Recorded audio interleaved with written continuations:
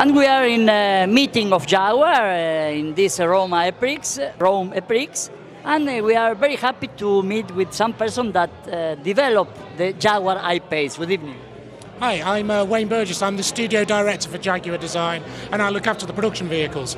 And we would like to know how were the design, how were the problematics to follow this design of this very nice tube that you present some weeks ago. Well, it's been really a liberating experience for the design team to work on an all-electric architecture. The fact that we don't have an internal combustion engine or transmission to set where the base of screen is, the fact that we've been able to make the cabin much longer in the car, it's really given us a lot of freedom to create a new profile for the vehicle. So we decided very early on in the design program to make the car as cab forward as possible and really to reference sort of mid-engine supercar aesthetics. And if you remember, we had our own concept mid-engine supercar, the CX-75, from a few years ago. Well, that was something that we referenced a lot in the early design development. And likewise, when you look at the profile of the fenders of I-Pace, you'll see that it's got a bit of a mid-engine feel to it, has a very voluptuous front fender, and then it drops down through the belt, and then that long, muscular rear fender. So we've got a lot of the CX-75's design language in what is essentially a compact SUV.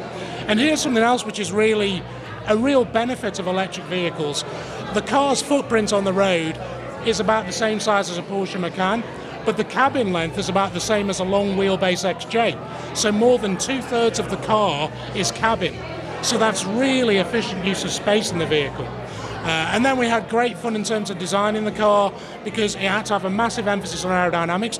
Now luckily we're here with the Formula E team, so we're learning a lot from racing cars on the track, not only in terms of the technology transfer in terms of motor developments and battery technology, but also understanding aerodynamics and how to best manipulate them. And more you're seeing on production road car Jaguars aerodynamic details that have come from track inspirations, and things like the duct at the top of the front radiator grille that accelerates air over the base of the screen and keeps it attached, and then the floating rear spoiler that allows air to pass under it and attaches the air right to the trailing edge of the vehicle. That's very much kind of racetrack aerodynamics that we're applying now to our road cars. Interesting fact for you, the aerodynamics of the rear screen of I-Pace are so optimal it doesn't need a rear screen wiper, because as long as the car's moving forwards, it doesn't create turbulent air and the rear screen doesn't get dirty. That's how aerodynamically efficient it is. This is very interesting detail. And the fact that Jaguar I-Pace will be in a race with Formula E since next season, it means that will be improved this version to the street use?